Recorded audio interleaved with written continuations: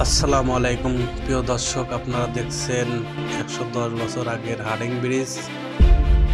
অনেক সুন্দর একটা জায়গা। আপনাদের পছন্দ হলে এই জায়গাতে আসতে পারেন, ভালো লাগবে। পাবনাতে এসে পাকশিয়া রূপপুর বললে লোকেশন জানিয়ে দিলেই দেখিয়ে দেবে সবাই।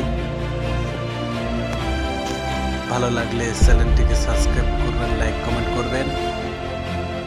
আপনারা দেখতে থাকুন ভিডিও।